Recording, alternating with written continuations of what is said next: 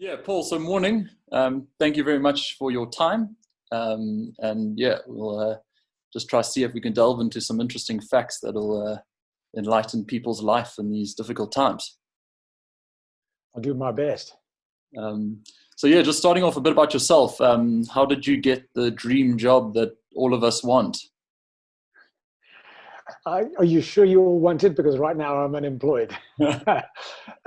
It all started, I was a radio DJ in the early 90s. I did the sports reports as well. I got involved in commentating boat racing, mostly rubber duck racing. And then in 1994, I became the summer 94, 95. I started doing the voice work for what was then called the 5FM and a J triathlon series, which a lot of newbie triathletes probably still remembers the BSG series, which is what it became at the end. And that got me into the sport of triathlon. And I was just the guy who sat in the booth with headphones on with the pictures playing on screen. And I had to talk to those pictures. And I didn't really know a huge amount about triathlon. And in the year 2000, I was invited by Energade to the opening race, which was in Mauritius. And when I was there, the pro athletes were like, "Hey, dude, you sound like you know what you're talking about, but have you ever done a triathlon?" And I'm like, "Oh, no." And so I did one, and it happened to coincide with my 30th birthday. And I'd been thinking about the fact that, I need to get fit and healthy. I'd very much immersed myself into work, into the corporate life. And it was a 600-meter swim. In my Speedo, I was last out of the water, swam breaststroke the whole way. Got onto the hotel's mountain bike, which is what I refer to as a farm gate with wheels on it. The pedals were bent on the crank. The back wheel was touching the inside of the frame as it went through. 20K bike, I was last off the bike. Then put the oversized event cotton t-shirt on, had an elastic band tied to my bib number, pulled that around my waist. So can you imagine this oversized cotton t-shirt, Speedo, running shoes, shuffling into the distance, and I was second last off the run course. I managed to pass the lady just before the finish line.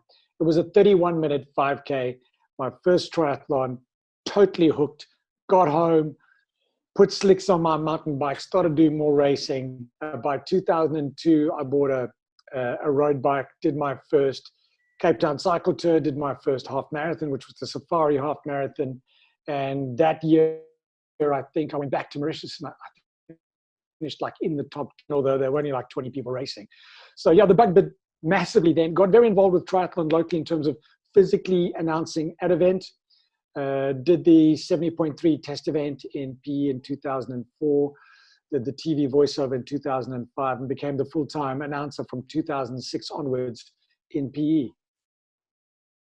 So it doesn't give you much of a chance to compete, but I see, unfortunately, this Sunday would have been race day for you. This would be taper week, our favorite week of the year.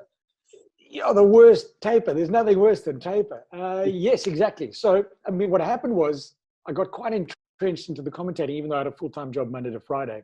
And Paul Wolf and Keith Bowler said to me, "You'll never race our race because you're always going to be announcing it." But then they gave me the opportunity to race Ironman Austria, which I did 2008, 2009, my first and second and only 2 Ironmans ever. And then 2010 onwards, I started commentating Ironman Austria, and that got me onto the international scene. And then the Ironman Europe tour from 2011 onwards got so busy, it was impossible to train properly, impossible to race. But I kind of figured out a way to train during my off season, which is our summer when I come home, even though it's relatively busy at home. And I set my sights on Ironman 70.3 Graz, which is also in Austria. So my first Ironman was in Austria. My second 70.3 would have been in Austria. It would have been this Sunday. I've already raised 143,500 Rand for Ironman for the kids. But I'm not going to be able to race, but I'm still going to go the distance eventually when we open up the gyms and we can swim again. And when we have beyond 9 o'clock in the morning to go ride our bicycles. So, yeah, and instead I'm just doing the Ironman VR series. I did VR 6, I did VR 7 last weekend. I'll do VR 8 this weekend. And just doing things to keep busy and to stay motivated and to be distracted from doing nothing, which is horrible. Correct. I did do some research there. I saw in your VR 6 that you were beaten by a 60-year-old Italian, you and everybody else. So don't feel like I'm picking on you. That 60-year-old Italian would have beaten Alistair Brownlee. So jumping into that, do you think these VR series have much life after lockdown with, you know, that sort of thing happening? I haven't done one myself, and I think purely a lot is to do with that. So that depends. You know, triathletes, and very much Ironman triathletes, are extremely A-type personalities. You know, the top 25, 30% of every age group, super competitive. And you know, the time on the watch is so important to them. And by the way, wearing my limited edition Ironman Cinto, I thought I'd just throw that in there. And, you know, for me, and a lot of these competitive triathletes are normally got blinkers on. And they think that everybody's the same as them. But the majority of the athletes who race mass participation triathlon are weekend warriors who are doing it for fitness. They're doing it for a challenge. They're doing it to test themselves. And they're doing it to have a relatively scary goal a couple of times a year that forces them out of bed in the morning when the weather's bad or when it's dark, or on those long rides on the weekends and those long runs.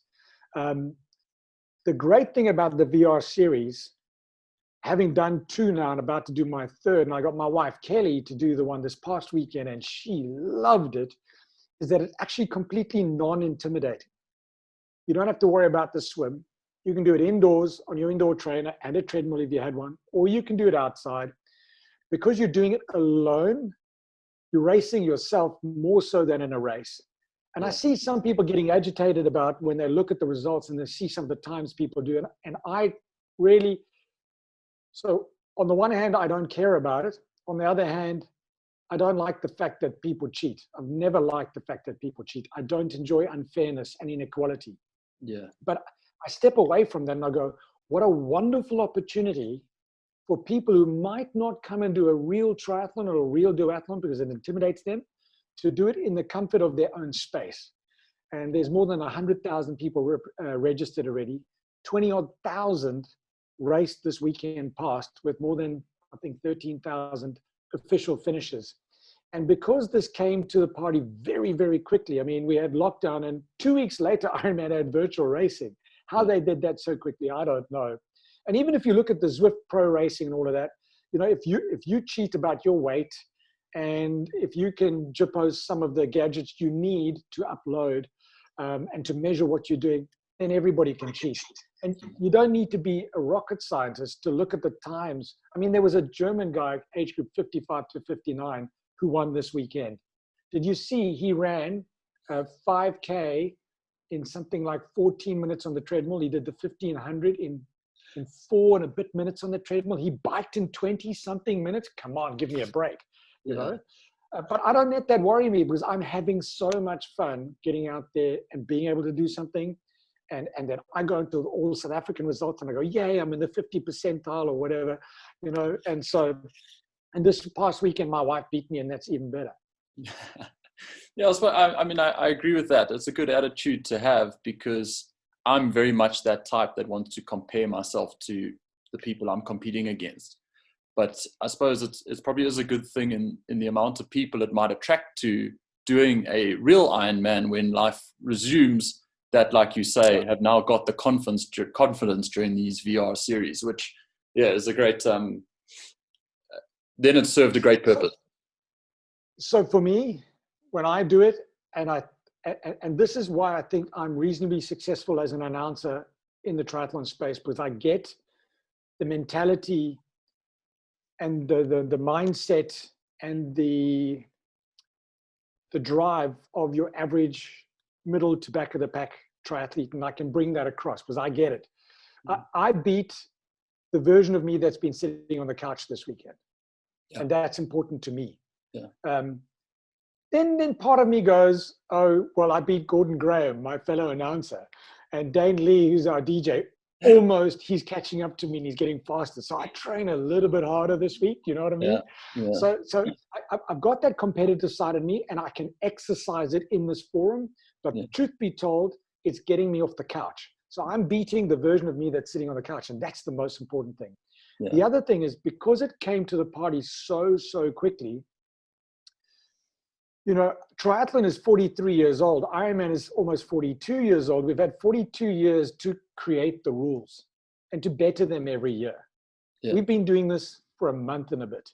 So I think Ironman and Ruvi and Sunta and all the various platforms that are connecting to this, I think they're all trying to figure out, hold on, how do we create a level playing field for everybody?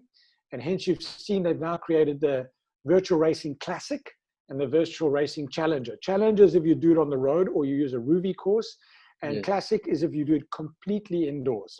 Okay. Because let's face it, if you're on a treadmill and you put it on 0 degrees gradient or on 2% gradient, which is probably closer to running on the road, you're going to go much quicker on 0 gradient than on 2% gradient. Yeah. And if you're on the indoor bike and you set your weight at 100 kilos, but you weigh 63 kilos, and all those systems are using power to gauge your actual speed over the course, well, then you're gonna cream it. And then I heard a story, and it's not yet illegal, right? I heard a story of somebody who got driven to the top of a mountain, 2,700 meters above sea level, cycled the 90K down the mountain, and got an amazing finish time. So there's ways to cheat. And you know what? If you can go to bed at night and if you sleep well knowing that you jippoed, well, then you're not a good person. I don't need to worry about you. Yeah. And I'm not going to. I'm not going to lose sleep over it.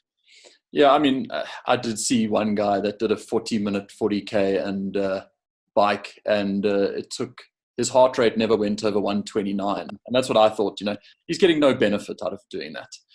But the one thing I really want to chat to you about, Paul, is in my life, I feel that Ironman 70.3 world champs in PE was something that really, I don't know, it's sort of, maybe you've got the history, but in my time in triathlon, world champ 70.3 was something sort of just bumbling along, and it was never quite Kona. It was sort of the understudy to Kona.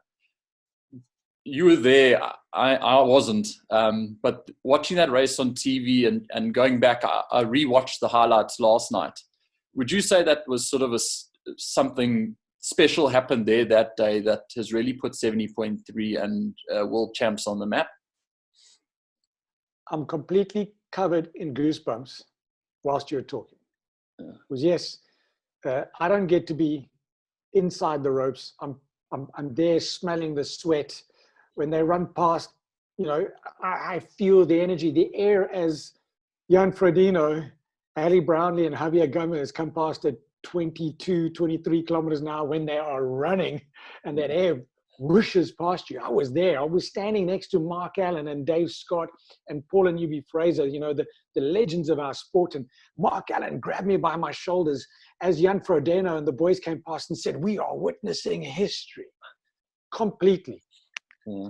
Ironman 70.3 World Championship, in my opinion, not in Ironman's opinion, because I'm speaking as Paul Kaye, not as an Ironman announcer, has always kind of been the second cousin to the Ironman World Championship, Kailua Kona, Hawaii. Yeah. But Nelson Mandela Bay, 2 years ago, 2018, on that day when whoever's in charge of the weather in the world decided that the drought in South Africa would be ended that evening. We were blessed as well in other ways. We were blessed to witness the most incredible race between arguably three of the best triathletes in modern day, including Daniela making it 4 on the Saturday. We witnessed the most phenomenal race that had people on the edge of their seats, and that stamped the authority of 70.3 racing on the world map. It was a watershed moment for 70.3 racing. Yeah. And a lot of the professional triathletes I spoke to, they say that Kona doesn't necessarily suit their strengths. But what they love about the 70.3 World Championship, because it moves around the world, the courses change, the weather changes. And so it gives, almost like the Olympics moves around the world, you know, it gives different athletes different opportunities to perform to their best, because we all have, I mean, just take Formula One racing. Some people are good at Monaco, some aren't, you know, and it just, I run out of words, because it was an absolute honor and a privilege to stand there, to call that race, to watch that race, and to see the legends of our sport, the people who have been around forever in the sport, get excited about what they were witnessing. And you are 100% correct. It's brought 70.3 on a par with Ironman World Championships. Yeah. Which, yeah, I mean, you sort of look, I mean, if you follow those athletes closely, their sort of track after that event was testament to the effort they put in to that day, which I think made it such a special event. I mean, Jan never ended up going to Kona. Ali Brownlee didn't race. Gomez, I mean, when he was on Frodeno's shoulder, then got a stitch, still ran a 108, having walked. I mean, it's mind-boggling. But yeah, Paul, I think we can go on for hours if we wanted to, and I really do appreciate your time. I've got all day. Yeah, no, we do. But I'd love to.